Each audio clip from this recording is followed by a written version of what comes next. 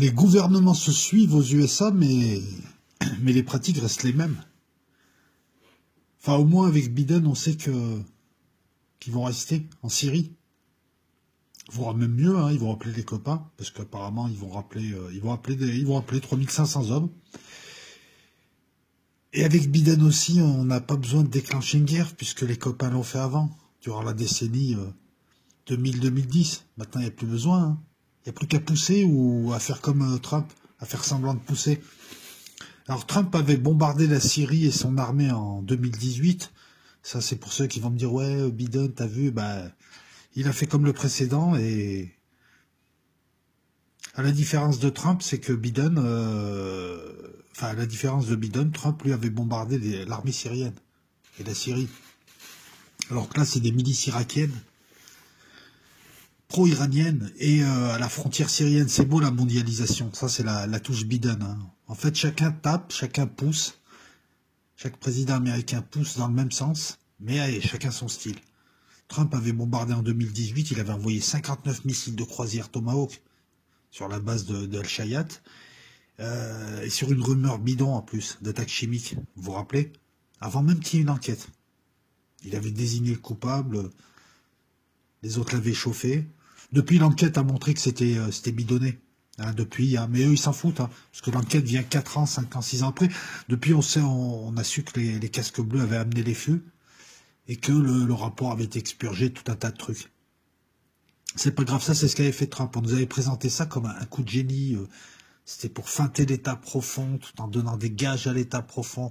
Certains d'entre nous avaient commencé à se poser des questions un petit peu sur cette manière de faire. Puis bon, on a vu comme il a feinté l'État profond. Hein.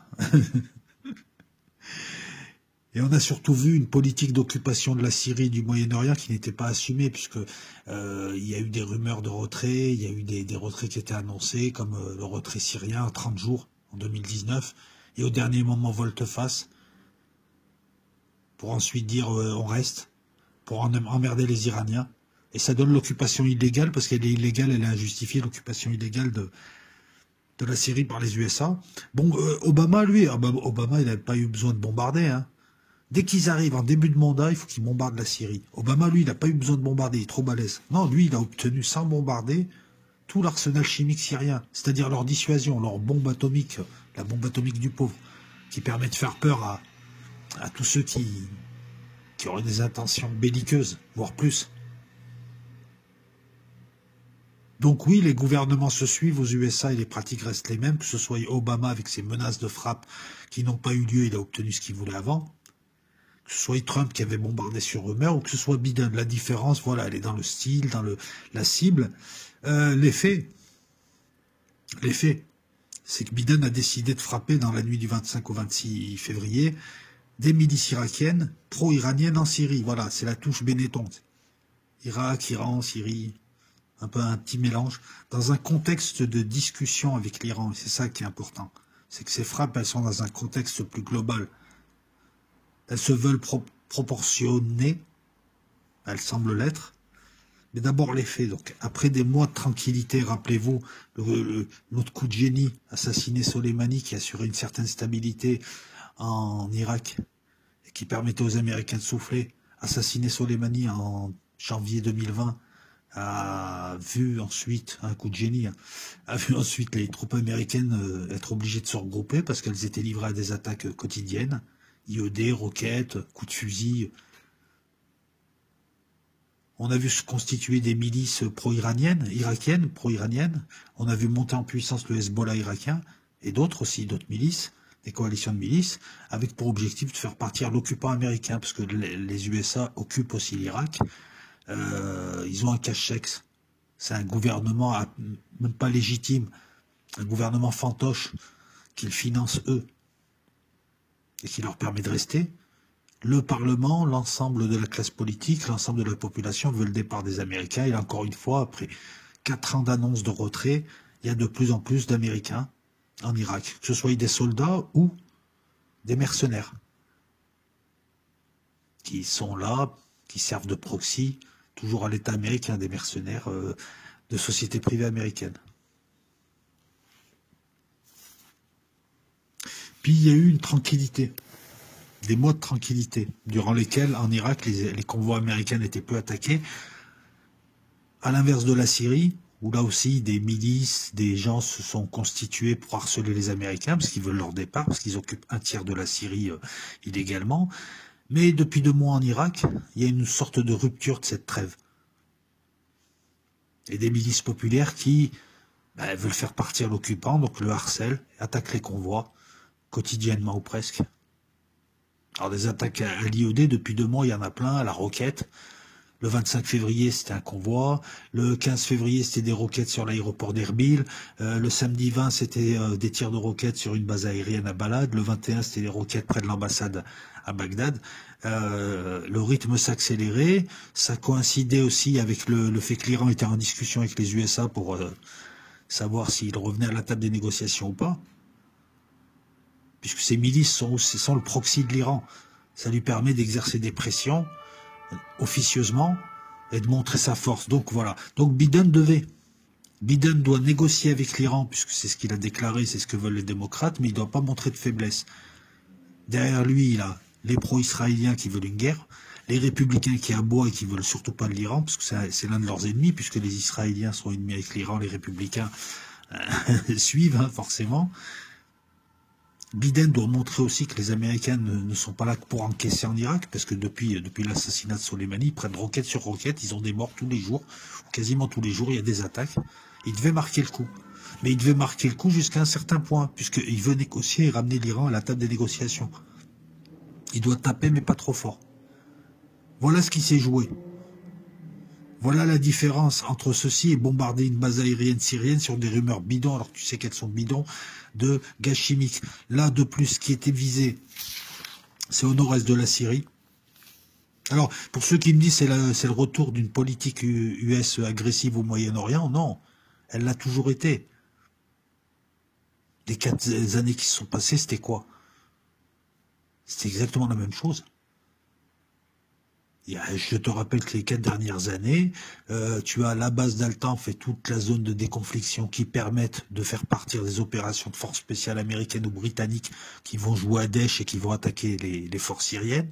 Ça permet à des implantations de Daesh d'attaquer et de revenir dans ses poches. Ils sont protégés par l'aviation américaine. Il y a un tiers de la Syrie, du nord-est jusqu'à tout en bas, avec des zones pétrolifères qui ont été attribuées aux Kurdes, qui sont illégitimes, et les Syriens ne peuvent pas les récupérer. Ça n'a pas changé. Là, ce qui était visé, c'était 2 milices, le Hezbollah et les Sayed el-Chouada, à la frontière syro-irakienne. On attendait 3 camions de munitions. Apparemment, c'était de la roquette ou du sol-sol qui arrivait. Le raid est probablement parti d'Irak. Les avions sont probablement partis d'Irak. Tout ce qu'on sait, c'est que dans la nuit du 25 février au 26 février, 2 F-15, c'est important les chiffres, 2 F-15 ont tiré 7 munitions. Moi, je pense que c'est des GLU-12 pavoués. C'est des bombes guidées Mark II, si tu veux, des vieilles bombes guidées Mark II avec un dispositif de kit, un kit qui permet de les guider, qui en fait des quasi-missiles, qui ont entre 20 et 30 km de portée, et qui permettent donc avec précision, voilà, c'est kit guidé de bombes Mark II, on leur met un kit JDAM, ça donne des GLU-12 pavoués, on n'a pas besoin de les illuminer en laser, parce que ça supposerait de se rapprocher. Or là, le but, c'est de tirer quelque chose de pas cher, d'avoir une portée de sécurité quand même, et d'être efficace et très précis. Il n'y a que ça. Tu lances pas de missiles. Sur des cibles fixes, tu lances pas des croisières, c'est 10 fois plus cher. C'est ça, il n'y a que ça qui est adapté. Par contre, 2 F-15. Normalement, quand on fait un raid, le minimum c'est 4. Moi, je pense qu'il y avait 2 F-15, plus il y avait des appareils qui protégeaient des F-22 dans le coin. Mais on ne les a pas cités. Je suis certain qu'il y en avait au moins 2. Il y a toujours des appareils de protection. Parce que, pourquoi, si tu veux, si l'environnement était totalement sécurisé, on n'utiliserait pas de bombes guidées, ce serait de simples missiles ou des bombes à gravité, enfin des trucs qu'il faut. Les gars, ils arrivent dessus, ils balancent, ils repartent. Là, si on joue sur la portée, une portée minimum, une portée de sécurité, c'est que l'environnement n'est pas totalement sécurisé. À ce moment-là, tu n'envoies pas de F-15, qui apparemment ont fait le boulot les deux. Sans protection. Et si tu donnes des infos et tu en enlèves la moitié, c'est que c'est des F-22 qui protégeaient. Et les F-22, en général, c'est du top secret, tu n'as pas le droit de dire où ils étaient, ce qu'ils faisaient. Voilà, c'est une déduction comme ça. Donc je pense qu'il y avait deux F-22 qui devaient protéger au cas où des avions russes ou je ne sais quoi seraient intervenus. Deux F-15, ils balancent 7 munitions, 7 bombes guidées et ils touchent 9 bâtiments. Ça, c'est balèze. C'est une drôle de mathématique. Avec 7 munitions, 7 bombes guidées, bon oui, ils peuvent peut-être une munition, elle a tapé entre les deux bâtiments. Ça a donné 2 bâtiments, oui, c'est possible. Mais 9 bâtiments et 3 camions de munitions et une vingtaine d'hommes. Avec 7 munitions. Alors soit c'est pas 7 munitions, soit. Et puis pourquoi pas 8 ou 6? C'est 2 avions. Ils ont des bombes guidées en dessous. Elles sont de part et d'autre. En général, tu tires par paire. Eh ouais, parce que si tu reviens avec une bombe sous une aile et pas rien de l'autre côté, même si ça va rééquilibrer avec ton avion, avec ton informatique, on va rééquilibrer la poussée, tout ça et tout, ça pose souci. Donc il y a quelque chose qui va pas au niveau des chiffres. Je fais mon complotiste à 2 balles, hein, c'est juste pour essayer. C'est être critique quand on donne de l'information, essayer de comprendre. Il y a sûrement une explication. Peut-être qu'il y a eu 8 munitions finalement qui ont été tirées, peut-être, je sais pas. Voilà. En tout cas, le raid semble être une réussite. Ce qui est rigolo, c'est que lorsque tu vas voir la presse iranienne, là tout de suite tu as de l'intox, on te dit que le raid a été raté, on te montre des photos, elles sont pas datées, donc on n'en sait rien. On te dit que le raid a été raté puisqu'il est inefficace. Mais le but du raid, il n'était pas de tout détruire, il était juste de taper, juste pour dire, voilà, c'était juste un coup de bâton, c'était pas une bastonnade. Et sur le site Avia Pro et Presse TV, donc c'est les 2 sites tir à vérifier, on veut te faire croire que les Russes auraient brouillé les missiles. Et encore une fois, c'est de la foutaise. C'est ça, avoir l'esprit critique. Au nord-est de la Syrie, à la frontière avec l'Irak, il n'y a pas de Russes. Il n'y a pas d'implantation syrienne ou russe. Donc comment tu veux qu'ils mettent du matériel de brouillage? Ce matériel de brouillage, ils vont pas le confier à une milice.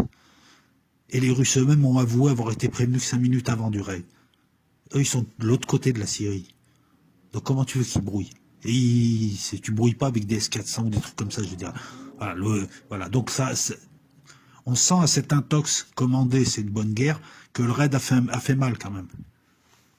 Il n'y avait pas de dispositif anti-aérien, ils se sont fait avoir en traître, puis voilà, c'est tout. Voilà. Maintenant, pourquoi on ne nous dit pas tout? Parce qu'il y a du F-22, parce qu'on ne veut pas tout donner. Peut-être qu'il y a eu 7 munitions, peut-être qu'il y a eu, je sais pas, 3 ou 4 autres missiles qu'on ne veut pas te donner. Bon, tout s'explique. Les Russes sont furieux, comme d'habitude. Ils sont furieux, mais ils sont impuissants. Faut être honnête. Qu'est-ce qu'ils font? Ils ramènent une frégate lance-calibre près de la Syrie. Ils disent que dorénavant, ils vont faire des choses. Ils laissent les Iraniens ramener du matos, de l'anti-aérien, depuis un certain temps, parce qu'ils sont aussi furax contre les Israéliens, mais ils font rien. Ils sont impuissants.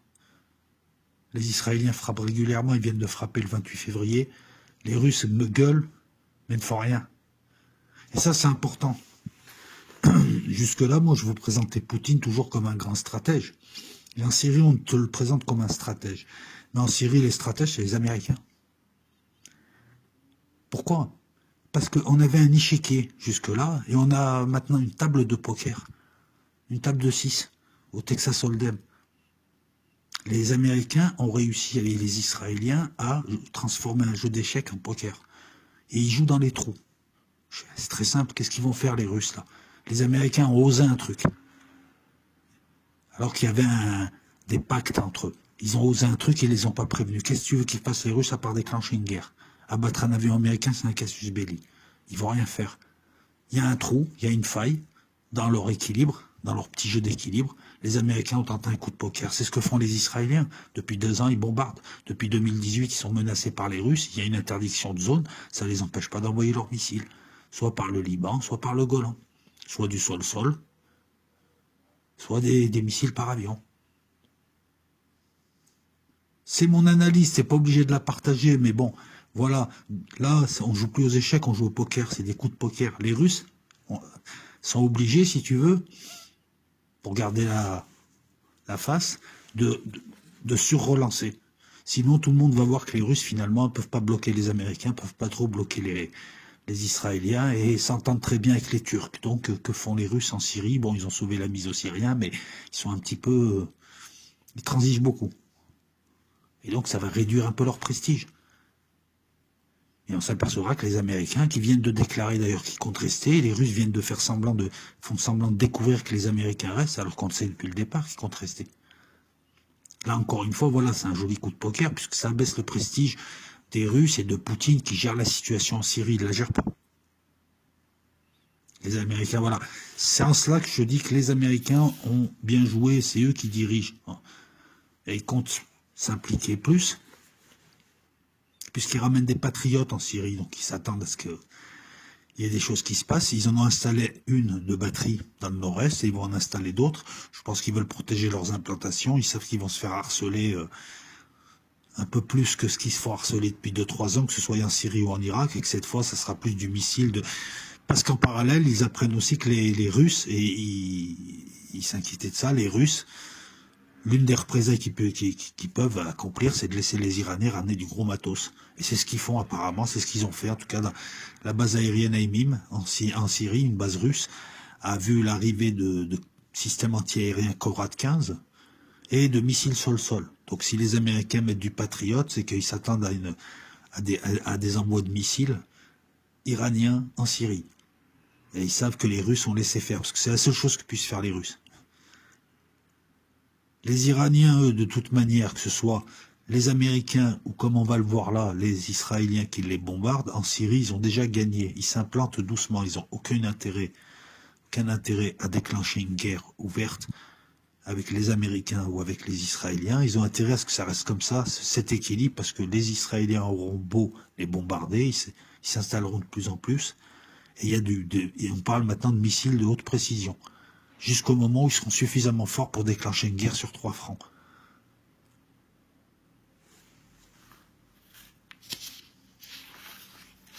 Il y a déjà des ripostes iraniennes sur base américaine, il y a hier, et il y a eu 2 missiles anti-navires qui ont été envoyés sans explosifs, durcis au ciment, sur un bateau israélien. Ça aussi, on va en parler. On va finir là-dessus. Ces raids américains, donc, ils sont là ils ont été faits dans un contexte précis. C'est la renégociation de l'accord de 2015 que les Américains ont quitté en 2018, et aujourd'hui, ils ont le toupet de dire oui, on s'impatiente, les Iraniens ne respectent pas. C'est vous les premiers qui êtes partis. Depuis, les Iraniens se sont progressivement affranchis de leurs obligations face aux sanctions, face à l'échec aussi du mécanisme INSTEX qui devait leur permettre quand même d'acheter et de vendre des biens. Ça n'a pas marché. Donc ils se sont petit à petit retirés, jusqu'à interdire en 2020 des visites de l'AIEA, et jusqu'à là, depuis quelques jours, le 24 février, ils bloquent toute visite de l'AIEA. L'AIEA qui a réussi à négocier un mécanisme, c'est-à-dire pendant les 3 prochains mois, toutes les images et les données que l'Iran devait transmettre à l'AIEA, et notamment les caméras de surveillance des points nucléaires, vont continuer à filmer, mais les données ne seront pas transmises à l'AIEA. Ils seront stockés. Et s'il n'y a pas d'accord, au-delà d'une certaine période, ça sera supprimé. C'est-à-dire que là, en gros, les Iraniens peuvent faire rentrer des tonnes et des tonnes de ce qu'ils veulent dans leurs usines. S'il n'y a pas d'accord dans 3 mois, les images seront supprimées, l'AIEA ne sera pas au courant. Il n'y aura rien. Mais est-ce que c'est dans leur intérêt, ça encore, c'est encore autre chose. Il y a un accord. Pour l'instant, les Iraniens disent, nous, on veut bien discuter, mais vous enlevez les sanctions. Vous êtes en train de nous étrangler, on ne peut pas parler. C'est logique. Les Américains disent, non, vous négociez comme ça. Les Iraniens font pression avec leurs milices depuis 2 mois. Les Américains viennent de répliquer en disant, attention, nous aussi, on peut taper. Allez, viens, copain, on va discuter. On en est là. Maintenant, il faut observer un petit peu le contexte. Le contexte, il est simple. Qui a intérêt, qui n'a pas intérêt à cet accord? Avec ce qui se passe en Syrie et en Irak, on a les Russes qui sont furax, on a les Turcs qui grognent et qui chassent le Kurde, on a les tapins qui jappent, je vous les nomme pas, c'est des gouvernements occidentaux, certains, on a les Iraniens qui promettent, et on a surtout les Israéliens qui en profitent. Les Israéliens ne veulent pas d'un accord. Ils veulent d'une guerre qui détruise l'Iran. Leur logique, c'est qu'ils ne doivent pas avoir d'adversaires dangereux ou potentiellement dangereux dans les 50 prochaines années à côté d'eux. C'est une histoire de survie. Je ne fais qu'évoquer, c'est pas je suis contre, on s'en fout de ça. Je fais qu'évoquer. Donc eux, tout ce qui ne va pas dans le sens d'une guerre de destruction, et d'empêcher l'Iran d'être nucléarisé, puisque c'est l'une des rares puissances musulmanes qui restent. Après, il y a quoi, la Turquie et le Pakistan. Mais tous les autres ont été plus ou moins brisés, l'Irak, la Syrie, et Israël a participé à ça. Parce qu'il fallait briser tous ses adversaires. Donc un accord, ça ne l'arrange pas. Elle et ses satellites, ses proxys républicains, ses proxys pro-sionistes et autres, ça ne les intéresse pas. Eux, ce qui les intéresserait, c'est que les Iraniens refusent l'accord. Parce que si les Iraniens refusent l'accord, une partie des durs veulent refuser l'accord et continuer à aller vers le nucléaire, il y aura une rupture d'équilibre, l'équilibre de Nash. Cet équilibre qui voulait que l'Iran montre ses muscles, ne soit pas attaqué mais n'ait pas de nucléaire, reste à fleur. Cet équilibre qu'on a atteint en 2015 qui bloquait l'Iran 10-15 ans, pendant 10-15 ans, elle n'aurait pas eu de nucléaire. Si les durs Iraniens ne vont pas à l'accord, les Israéliens gagnent, les Américains se rapprochent des Israéliens, ils sont obligés d'aller à la guerre. Ils n'autoriseront jamais un nucléaire iranien. Ils sont prêts à aller à la guerre ouverte. Maintenant, en Iran, il y a deux tendances, il y a les durs et il y a ceux que j'appelle les katamis. Eux, c'est les bourgeois, c'est les bazaris, ils ont besoin de reprendre langue avec les Occidentaux, ils ont besoin de faire des affaires, ils aimeraient avoir un accord. Ils s'en foutent un peu du nucléaire. Ils s'en foutent un peu d'Israël, ils s'en foutent un peu de tout ça. Ils veulent un accord. Et on a les durs. Et c'est les durs qui décident là. Les durs décident.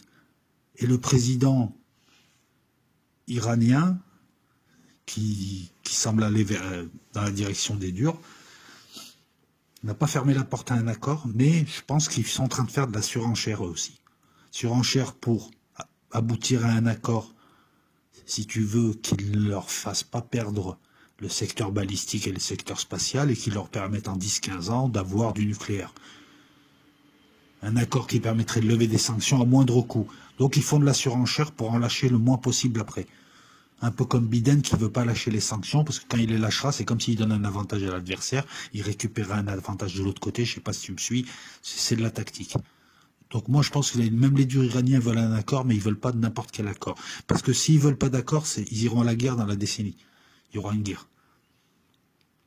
Il faut que les Iraniens comprennent qu'il faut dissocier les Américains, et notamment les démocrates qui ne s'entendent pas avec Netanyahou, des Israéliens. S'ils les dissocient, en obtenant un accord pas trop mauvais pour tous, que Biden garde la face, qu'il ait un accord qui soit pas le même accord que celui de 2015, mais qu'il obtienne quelque chose, et qu'en contrepartie, les Iraniens obtiennent aussi quelque chose. S'ils arrivent à ça, Israël est neutralisé, et il n'y aura pas de guerre. Il n'y aura pas de guerre. Voilà. En admettant aussi qu'en 2024, les républicains ne reviennent pas, etc., etc. On en est là, c'est important. C'est important. Pendant ce temps, les Israéliens bombardent. Hein, on en est à plus de 1500 frappes en Syrie. En fait, le droit international, c'est le droit du plus fort, c'est le droit celui qui a le plus gros chéquier, hein, comme pour MBS. MBS, c'est marrant, il y a un rapport. Biden a fait partir un rapport. Alors Biden, depuis qu'il est là, il balance beaucoup de symboles, mais pour l'instant, on attend les faits. Par rapport à l'Arabie Saoudite, il la sermonne officiellement. Il déclassifie un rapport de la CIA qui indique que l'exécution de Khashoggi a été ordonnée au plus haut sommet de l'État. Mais ça, on le sait. Nous, on veut des faits. On veut que tu fasses vraiment pression contre l'Arabie Saoudite, que tu arrêtes de leur vendre des armes, que tu fasses pression pour qu'ils quittent le Yémen. Ils sont en train de perdre la ville de Marib et la province de Marib. C'est une des dernières provinces stratégiques. Ils sont en train de la perdre. Et ils ont tout leur sud de menacer. En plus, nous, on aimerait aussi que tu t'indignes autant que pour Navalny. Parce que Khashoggi s'est fait décapiter dans le drôle de... On a l'impression que c'est un peu un jeu de pipeau, quoi. Un jeu d'esbrouf, et que finalement, les Américains, le droit du plus fort, c'est le droit aussi du plus riche. Qu'MBS, de toute façon, ou l'Arabie Saoudite sera toujours là. Parce que tant qu'ils auront de l'argent, voilà. Alors MBS a fait sa petite réaction d'humeur. Ils ont dû se téléphoner avant. Parce que en fait l'Arabie Saoudite veut acheter aussi des patriotes, veut acheter du THAAD, et les Américains ne veulent pas lui vendre. Alors ils viennent de menacer d'acheter des Sukhoi 35 et des systèmes et des S-400. Mais je ne pense pas qu'ils le fassent. Voilà, c'est une sorte de jeu de dupes entre les démocrates et les Séoudiens, puisque les Séoudiens ont de l'argent et les démocrates veulent l'argent des Séoudiens. Donc voilà, donc à part déclassifier des rapports, il n'y a rien. Voilà pourquoi je parlais du droit du plus riche. Le droit du plus fort, c'est le droit américain à occuper du pays, ou le droit israélien à bombarder un pays souverain qui est devenu une table de poker, ou un champ de guerre. Alors, les Israéliens, plus de 1500 frappes. Ils sont menacés régulièrement par la Russie depuis 2018, par les S-300, les S-800, les S-2200, les R-12 Break, les ce que tu veux. Mais bon, j'étais l'un des rares à vous dire, attendez, tant qu'on voit pas ces systèmes au combat, pour l'instant, il n'y a que du blabla. Et je vous avais dit il y a 2 ans, les Israéliens, ils rentrent quand ils veulent là-bas et personne ne va les arrêter. Et effectivement, ils ont réussi, malgré l'interdiction de territoire, l'interdiction de zone pour leurs avions, ils continuent à bombarder. De route, ils passent par le Liban avec leur F-16, ils balancent leurs pruneaux, ils reviennent à la maison, ou alors ils balancent par le Golan, soit par avion, soit avec leur artillerie longue portée. J'allais parler de false flag avec le Helios Ray, le bateau immatriculé aux Bahamas, mais qui appartient à une compagnie israélienne. J'allais vous faire une vidéo en disant que ça sentait le... Parce que si tu veux, les 2 missiles, ils ont tapé au-dessus de la ligne de flottaison, ils étaient là pour pas faire grand-chose au bateau. Il n'y avait pas d'explosifs dans les missiles. Ça a fait un impact, ça a fait un trou à l'entrée, un trou à la sortie. Mais en fait, même l'Iran, on le revendique, ce truc. En disant que c'est peut-être leur missile, que c'est une réponse à l'exécution de leurs scientifiques. En attendant, les Israéliens, ils ont exécuté les scientifiques. Notamment un l'an dernier très important. Toi, qu'est-ce que tu fais? Tu balances 2 blocs de ciment sur leur bateau pour les avertir et tu me parles d'une réponse proportionnelle. Une réponse proportionnelle, c'est les raids de F-15 que tu as pris dans la tête. Non, mais si, à un moment donné aussi, il faut le dire, ça. Tout de suite après, bon, Israël dénonce l'Iran, et l'Iran qui dit, ouais, c'est peut-être nous. Donc j'allais écrire que c'était un false flag, mais non. La riposte israélienne en 2 temps, déjà dès le 28, ils frappent Damas, encore une fois, Damas Sud.